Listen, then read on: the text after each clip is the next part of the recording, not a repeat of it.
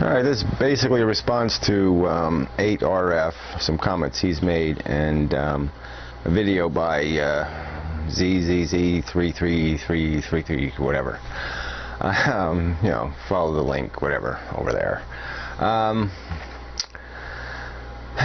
So there's a few of these people, though. They you know, really want to do the back to nature thing as a way of getting off the civilization's crazy train. Yeah, you know, I don't see nature as a better model of existence. Nature is crazy. All right, that's a crazy train. Animals eating each other, it's a crazy train. I would have no interest in getting on that train. And so this brings up a question that was brought up in the Stickam conversation the other night that caused all the crap because of the asshole. I in that conversation brought up the thought experiment. You know, posed the question: if you had the power and you were somebody who was standing outside of the planet Earth and you found the Earth and you observed it and you knew some certain things. These are just facts for the purpose of the equation. All right, let's say there's this planet Earth, okay, and you got all these animals, and you know it's 4 billion years of evolution. You know all the history of it. There's no human intelligence, just animals. Okay, so the highest mammal is an ape.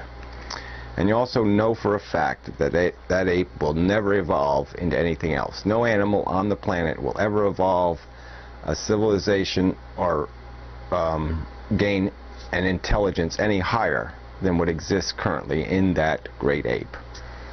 All right, so I pose the question: what would you do? Let's say you had a button in front of you that could just make it go away. Would you press it? Would you be comfortable just walking away and saying, well, that's okay, that's a great system. It's nice that all these living things on this crust of this planet are eating each other, and it's nice that they have all these sensibilities and feelings, and that they torture each other and do all this stuff and whatever because they have an orgasm once in a while, and they get an erection, and they, you know, stuff pops out, and they have this wonderful experience, and they chase each other and so they can stick their things into each other and have these orgasms, and they enjoy eating each other every day because, you know, it feeds the cells of their body. And that's the thought experiment. Now, I didn't get any answers, okay? I posed the question and I got no answers. All right, which you could conclude that, yeah, it's a kind of a tricky question, because you really don't want to put yourself in an idiot box and say, oh yeah, it's a great system. At the same time, you can't say, hell, I can't blow it up. It's life, right? Life is great. I mean, that's what we've been taught. That's what we know, right? Life is great. You can't, you know, life is great. You can't kill life. No, that'd be horrible. All right, so now let's change the thought experiment a little bit. Let's say the button doesn't kill anything. It doesn't exterminate anything. It just makes it all sterile. Okay, so this generation will be the last generation, and it'll just slowly die out, and all that'll be left was non-feeling organisms.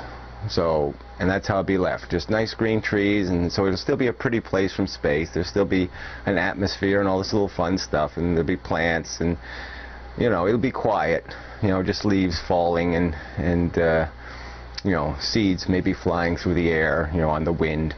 But that's it. You know, no consciousness, no animals eating each other, no footprints. Okay, we could press that button to reduce it back to that level. Well, anyway, so this is the, you know, we have a built-in affinity for this thing. We are part of it. So of course it's going to feel natural to us. It's going to feel connected to us. We're going to feel connected to it. We were born of it. But my question is, if we can build ourselves an objective perspective, can we really honestly say this makes sense? That this is, not even that it makes sense, but that it is serving some purpose that justifies the price in terms of suffering endured. And I know some of you don't take suffering very seriously. It doesn't mean anything to you. I mean, you know, it means something to you personally, but it doesn't, you don't think it has an echo. You don't think it has a meaning echo. It just is, and then it's over with, and that's it. And so, I don't know, maybe because you think it's part of some kinetic process, that it's not additive, that it doesn't matter how much was paid to build the house. If the house exists, and it's irrelevant how much was paid to build it, kind of a thing. I mean, I just can't, you know, that's not logic I can really understand. So I guess if that's the way you're going to look at it, there's just no point in me even asking you the question. But otherwise, people who are just going to try to seriously answer the question, I mean, I want an answer to how do you, what exactly do you see in the carnivore living environment, minus this intellect, minus Shakespeare, that justifies life, that makes it purposeful, meaningful, productive? That's the key word, maybe. What makes it productive enough to justify its existence? Or do you just declare it productive because it is? Because nature made it, nature is smart, it's good. If that's all your equation is, then tell me that's all your equation is. You believe nature has got the stuff, it knows what it's doing, so it's automatically good. And but if you are enlightened enough to know not to fall for that, can you give me the answer? And can you explain how I am a crazy person for posing such a question?